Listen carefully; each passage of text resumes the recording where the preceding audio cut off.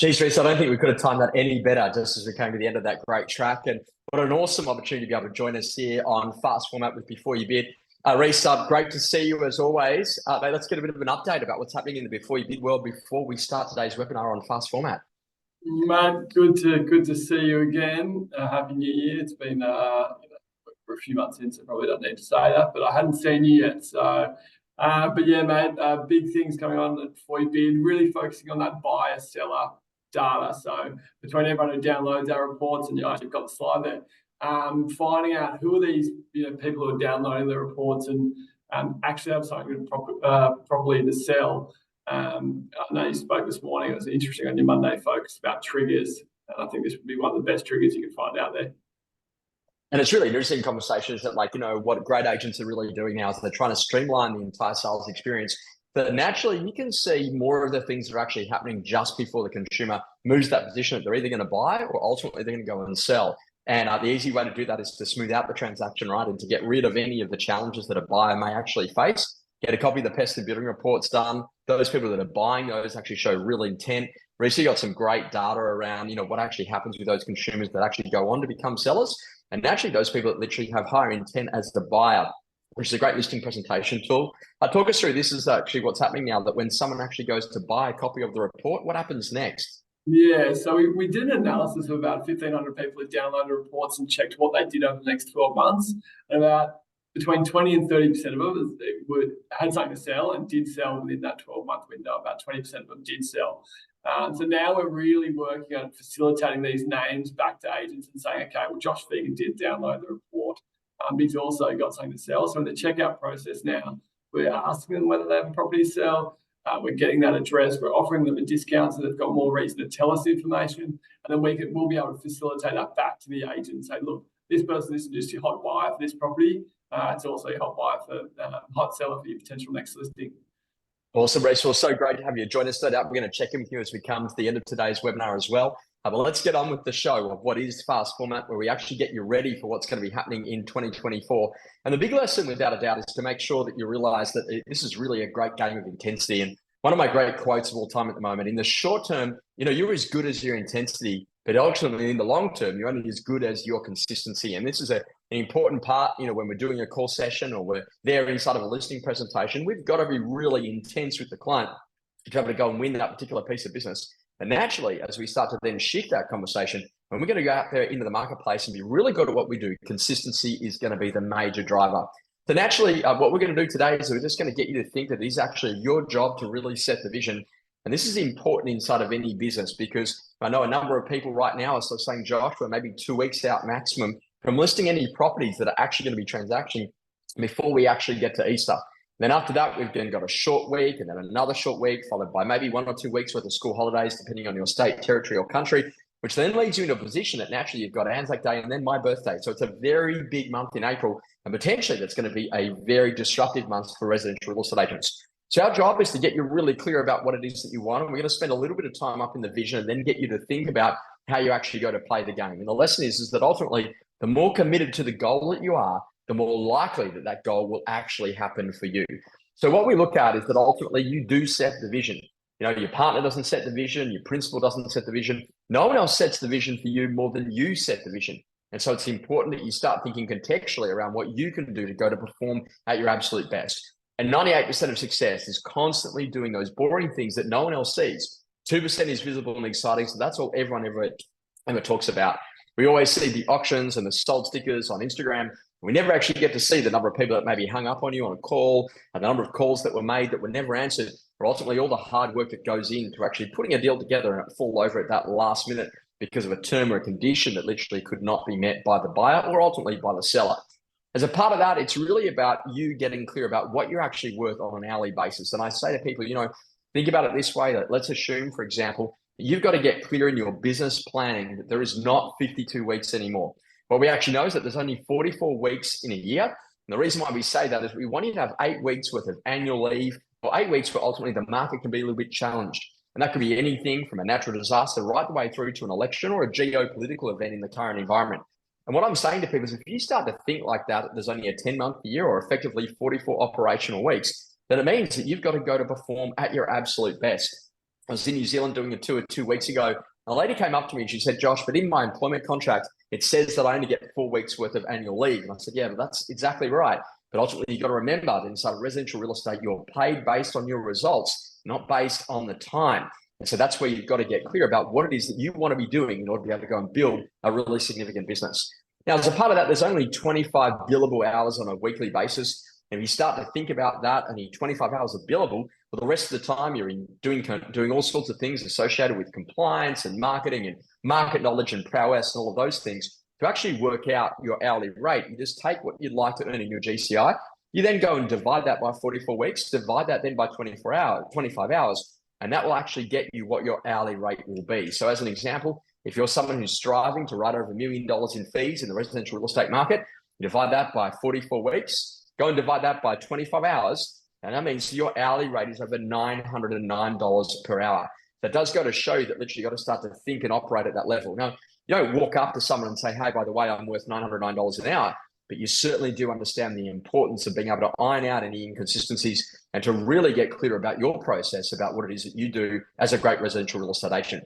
Now, what I do is I start to think about it. You've got to go and do the numbers. And this is important because it's really about the number of sales that you make per month that you're really going to be looking at, because that's the thing that really drives the income.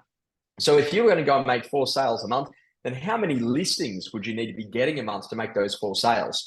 Now, it's easy to say, 4 listings to get 4 sales. Well, that's not actually the case because, sometimes the transaction doesn't proceed or there's longer days on market, or ultimately the clearance rate is not as efficient. So, for example, in markets like Palm Beach, Mittagong, Bowral, maybe, for example, in the Mornington Peninsula down here in Victoria, where I am today, or maybe over in South Australia in some of the wine regions, you get the idea that ultimately that Sydney money has all of a sudden dried up. And so you might need to list maybe 6 or 7 or 8 properties in order to be able to go and sell the 4. And the true representation about that is what we go to call your clearance rate effectively at day 28. Regardless if it's auction or for sale, how many of your properties are selling in that 4-week period. And then that will again give you an idea about the number of listings that you need to go and list. So in this case, we're going to be very, very firm on the number. We're going to say around an 80% clearance rate. So that's going to be quite strong. 5 listings then in order to be able to go and get our 4 sales per month. But how many market appraisals are we going to need to go into? And this is interesting because we've got to understand what our listing success rate is. And one of the big ones is that how many listing presentations do you need to go to in order to actually go and win a listing? Now, you might say, Josh, in order to be able to go and win 5 listings, I'm going to need to be on a minimum of 7 listing appointments a month. And if I'm thinking about those 7 listing presentations per month, then I then need to be starting to think very differently that my job is to actually get very clear about the number of market appraisals that I need to go and achieve. Now, this is an interesting conversation, and mute that microphone if we can. That's an interesting conversation because it gets you to realize straight away that in order to get those 7 listing presentations, we're going to need to maybe go out there and do a minimum of times 3, and that will be around 21 market appraisals per month. So you start thinking very clearly about what it is that you're doing. Now you're in a position that you've got to do 7 listing appointments to get 5 listings, which means a minimum of 21 market appraisals a month. So if we take that 21 and we then go and add those 7 listing appointments, that would be 28 appointments that we would need to achieve on a monthly basis. We divide that by 20 work days, 5 days a week, 4 weeks. You get the idea. That's around about 1.5 appointments per day. In other words, call it 2 appointments per day every business day that are either a market appraisal or a listing presentation. So the skill of what a great agent does is that they actually make that decision to go all in on absolutely doing that work and making sure that they're in front of the right people as much as they can be, and that they make sure that ultimately, now more than ever before, that they are doing the things that really matter. And our job is to ultimately say, okay, cool, what we've got to do is that we've got to stay very, very focused about really getting in front of those consumers.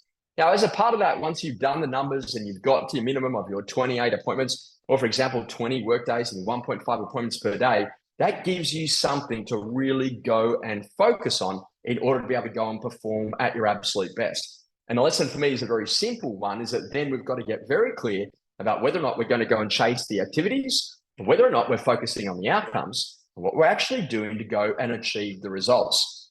And actually, you'll hear a lot of people inside of business today talk a lot about activity. And when you hear people talking about activity, hey, I did a call session today, I rang 100 people today, you get the idea. But really what I'm focusing on is what outcomes are you actually achieving? And that's really a buyer appointment, a market appraisal, or a listing appointment. I get a lot of people that tell me, hey, Josh, I'm out there, I've got lots and lots of market appraisals, But you know what? I want to know what's actually turning into real results, which is actually a signed agency agreement or a signed contract of sale. And that's ultimately where before you bid really helps you to get the intent about the people that are about to move in to becoming ideally unconditional in the purchasing of a property. And naturally, one of your biggest constraints in life is about your available time. And what I say to people in your 2024 playbook is think about this. Could you earn the same income that you actually earned last year on maybe, for example, a day less a week? And most people look at that question and I think, you know what, I could definitely do that.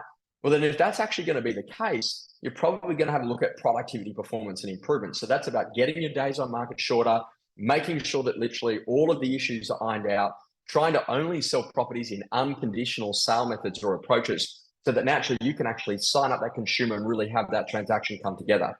Outside of available time, we then go to have a look at maybe, for example, one of your greatest constraints may well be the number of opens that you can do on a Saturday. And for most real estate agents, it's probably around 6 opens. But if you want to scale more than that, then you're going to need to grow someone in your team who can ultimately help you to go to that 10, 11, or 12 open for inspections. Alexander Phillips is on the podcast for saying that literally in his first week this year, it was around 16 open for inspections that they launched. And by week 2, they were already doing 32 open for inspections on a Saturday.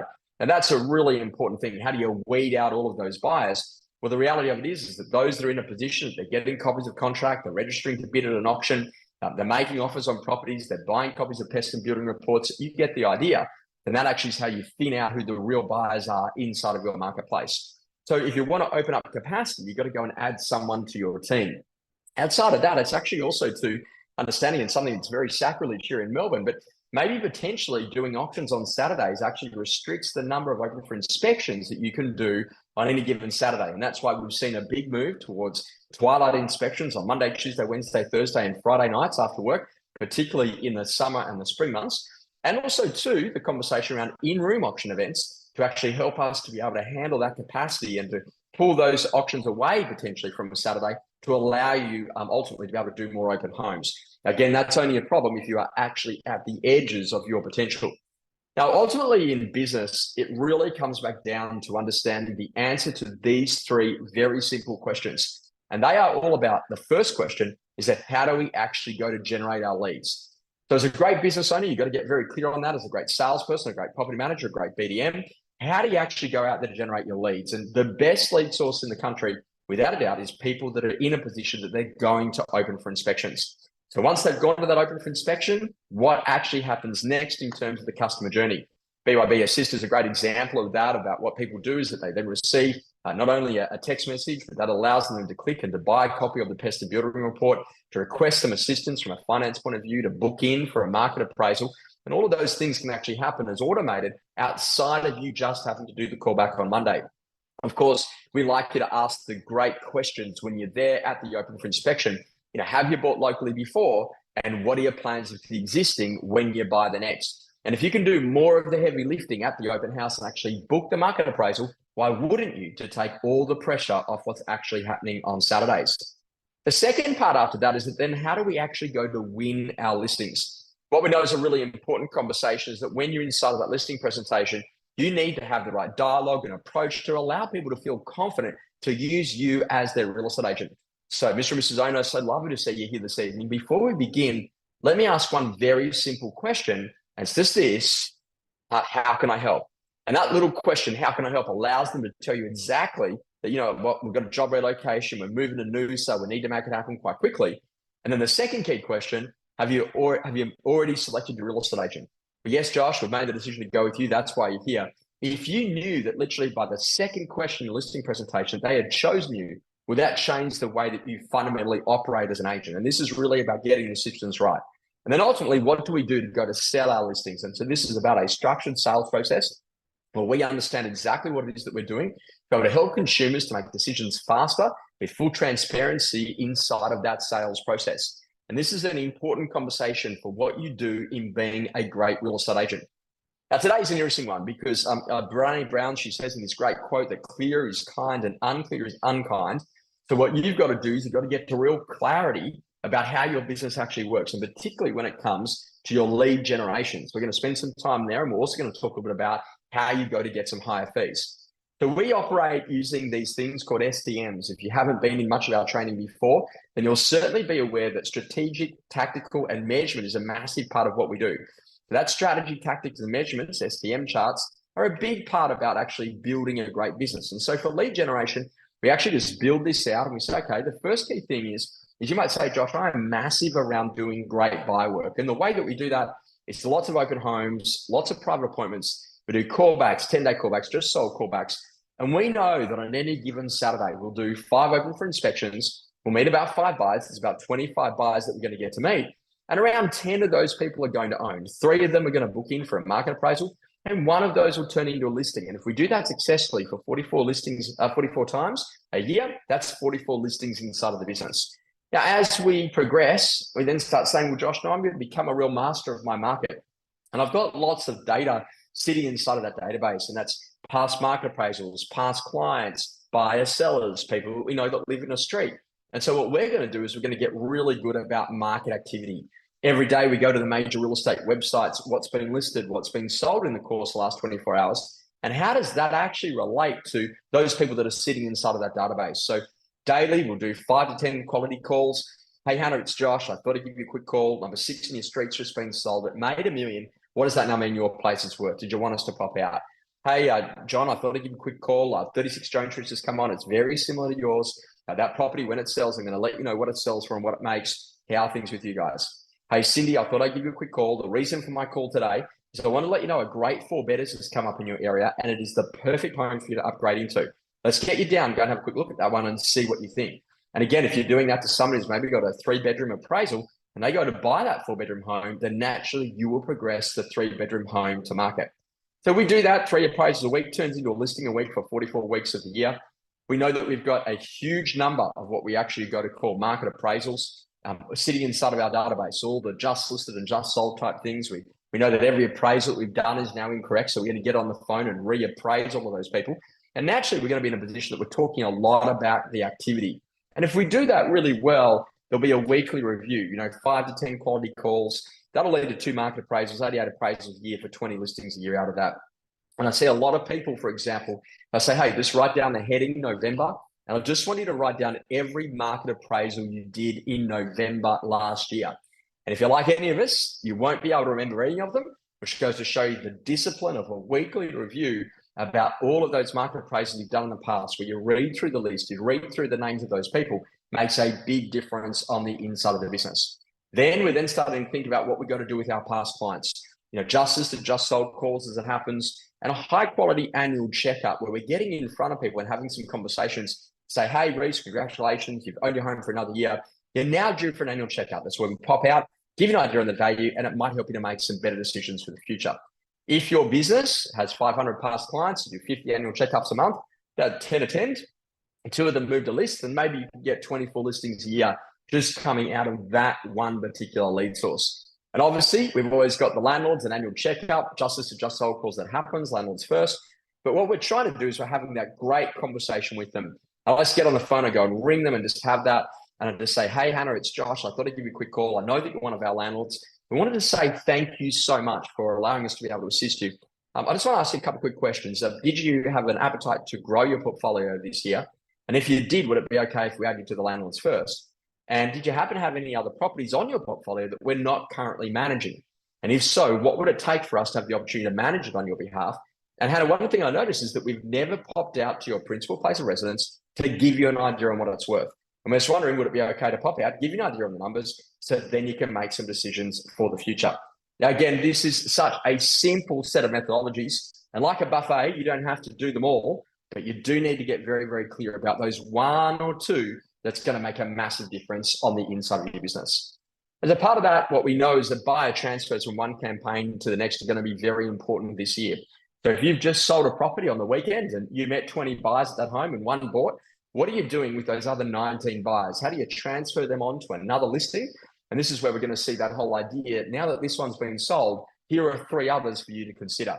And it's a very simple SMS that you can send out to those buyers once the property has been sold, or you've had the phone call, or certainly an email template when a property sells, just sold, but here are 3 others to consider to continue that transfer work with the buyers. And again, we're very, very focused this year on 40-40 is a very interesting concept that, like what I explained before, when you list that 4-bedder, ring 20 appraisals of 4-bedroom homes, ring 20 appraisals of 3-bedroom homes, get them to that open home. Then when it sells, ring the 4-bedroom sellers, let them know about the sale price, ring the 3-bedroom sellers, let them know about the sale price. So then they can get a bit of an idea on how much money they would need to fund in order to be able to go and do the transaction. Ultimately, we have 3 weeks. It's probably down to 2 weeks now to list any property that's going to be a pre-Easter campaign. So this is about getting better quality planning into your calendar. And ultimately, a year that's well planned is really easy to go to do. And it's really about, saying today, it's a great wake-up call to go in on all the systems that are really going to help you to get to success. And so one of those systems we're going to talk about as we finish today's session over the next 10 or so minutes is really about selling you and doing it really well. If the customer can't see the difference, they won't pay the difference. Here are 2 cars. They're both white. They're both the same car. They've both got the same number of kilometers. And now you have to make the decision about which one you're going to buy. One of them has been checked by the Royal Auto Club or the NRMA or the local mechanic. And the other one has not been checked. Which one would you go with? Well, clearly the one that's already had the mechanic's report on it. And that's exactly the same with housing. If you've got 2 houses and you're going to have a look at one and one's already got a pest and building report and you can read over that and you feel confident, you'll just proceed with that particular asset straight away. So this is what it's all about, is improving how you go to work with consumers. Customers don't need 100 different points of difference. They need that 1 or 2 reasons why they should make that decision to go with you, so then they can justify actually paying more. And the way to do that is you've got to make it easy for customers to go and buy from you. So if they've had a great experience around what actually happened directly after the open home, the SMS they received, the phone call follow-up, you get the idea, the advice when the property has been sold, then naturally when you go to list it, it's a much easier way to go to produce that relationship that's going to allow you to win that listing. And what we've got to start to think about is that, it needs to be a very specific set of things that you do to actually set yourself up for success. And these are really what we've got to call next steps. So let's say, for example, we're going out to a listing presentation. We actually would send an email of confirmation. We send an SMS with a preview little survey that they can fill in. We also then make sure that then we have an email that goes out in terms of the calendar invite. We turn up 15 minutes earlier, and if we've never met the client, we make sure that we wear a name badge when we go and knock on the door spot on time. And this is actually like a clear, really simple, what next happens type approaches. And we've all been to restaurants where they say, hey, lovely to see you, mate. Take your jacket, sparkling water or still, and did you want the Antipodes or the San Pellegrino? And when they follow that process, they guarantee the upsell in the way they go to produce it. So there's got to be 3 reasons why a person should make the decision to use you. And when we work with people, they say, Josh, we love your energy. We love the way you think. And also, 2, we love that ultimately you're the systems guy. So you're going to teach us do this, and then ultimately you're going to go and get that. And so this is where you got to get tactical and practical with your list of the last 20 sales. Here is an example of that document. It's the address of the property, the estimated sale price, the actual sale price, then also 2, the amount that we spent on marketing, the large, medium, or small. And a tip here, include your pest and building inspections inside of the marketing campaigns. The number of days the property has been on market, and also 2, for example, the number of those, the number of buyers that actually walk through that particular home. You may like to add an additional column, the number of people that have actually downloaded copy of the pest and building reports, and maybe an additional column for the number of people that were bidding on that particular day. In addition to that, there is a role of what we're going to call the agent and the agency report card. This has been a foundational document, talks about the number of sales, the number of customers that have been served, your highest, average, and lowest sale price, number of days on market, for example, have percentage of properties sold off market, number of awards you've won, the highest amount above reserve, total value of all the residential real estate that you've sold, and ultimately your clearance rate within 42 days. And this is a really great tactical document to really show people what it is that you're doing to be that great agent. We also love to show auction bidding records, and this is a great art of social proof. What we actually do here is we have, for example, bidder number 43. They bid all the way up to $625,000. They added over $165,000 worth of competitive bidding. And the interesting part about that is that they came directly from our office in DY. And naturally, the ability to refer to our office here in Manly actually allowed us to be able to get that very best buyer who's in a position that they can purchase in the local area. We also use, for example, a list of every single open for inspection, the number of buyers that we met on the week, the number of buyers we met this month, the number of properties we've actually ultimately sold. And so that shows you the number of buyers that are left over. This particular document, better known as the access to buyers, goes to show you the street address, the number of buyers that came through. On average, we meet 1,536 buyers. On average, when you start to think about that, we sell 36 properties a month. It means we've got over 1,500 left over. If one of those buyers made the decision to come and buy your place, then what would that mean for you? And these are very tactical and practical documents to be showing clients. And then actually one of my favorites, this is an old one in the real estate industry, but a book of signed agency agreements with the critical detail redacted. So ultimately the vendor's details and also to the address, so they can't be identified for Privacy Act reasons. And here's an example of the fees that we charge, 2.13, 2.14, 2.13. You get the idea to really show and demonstrate that. And then make sure that you've got some great brochures with sold stickers to really give people that confidence that you actually are getting transactions in your marketplace. Now, one of the great simple ones is a nice little photo stack, like the old Kodak photos or the old Polaroids, for example. Maybe with, for example, clients in front of those boards with a big sold sticker up in the background. And that's a really great way to demonstrate your prowess and success in market. Now, we want to get to the psychology here. If I say to you, for example, the number 2, what's the next thing you think of? 1.5. If I say, for example, the number 2.13, what's the next thing you think of? 2. You've just learnt the powerful rule of rounding. Always make sure that when you're presenting fees, that naturally you always have that odd number at the end of it. So 2.13 as an example. The secondary conversation is think about how you go to present fees in a beautiful table. Here is our basic fee at 2.13, and here is our basic plus fee, which is at 1.91% plus 10 cents for every dollar above the reserve. And it happens to be our most popular. Which one would you like to go with? Would you like to go with the basic at 2.13, or would you like to go with our basic plus at 1.91 plus 10 cents above the reserve? It's in writing.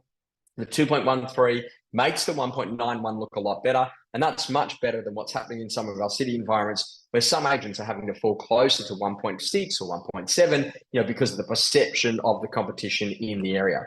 And ultimately, this is a really important conversation that you've got to have some quick questions that can cut to the chase. So that when you're presenting your fee, it really is a skill. And you've got to use visuals that we've shown you to actually help people rather than just verbalizing it. And bring those objections up first. So, there are agents in the area anywhere between 3% all the way down to 1%. We're certainly not the most expensive, nor are we the cheapest. However, X number of customers have made the decision to use us in the last 12 months and are really happy that they did.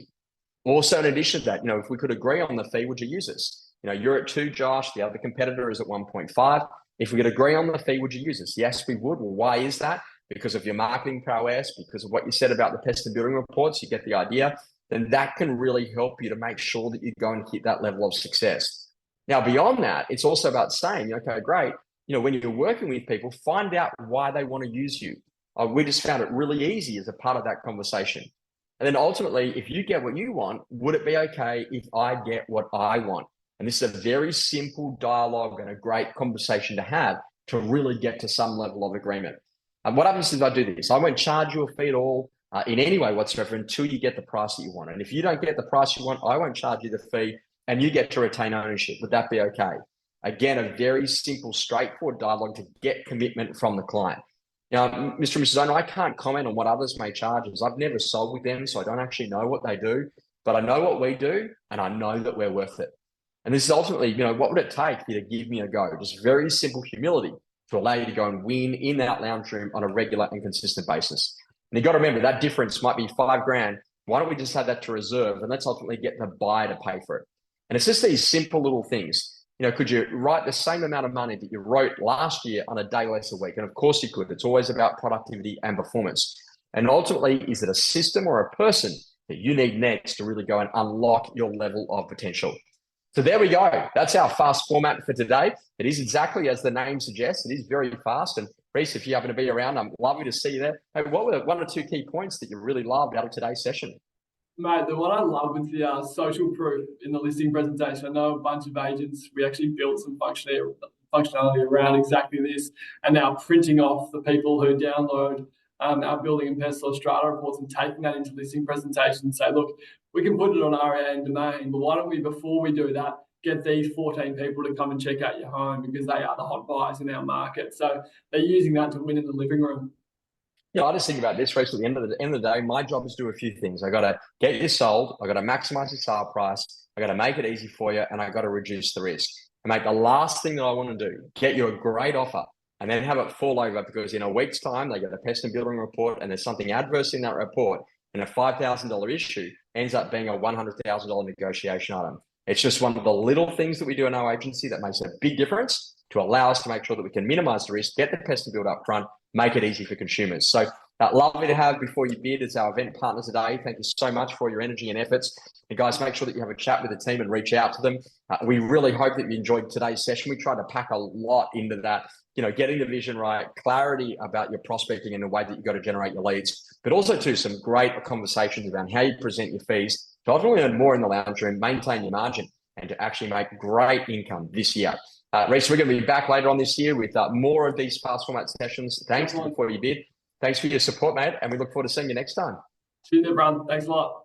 Cheers, guys. We'll see you next time. And the recording will come out a little later today. And ultimately, any questions, feel free to reach out either to ourselves or also to the team from Before You Bid. Thanks, team. We'll see you soon. Cheers.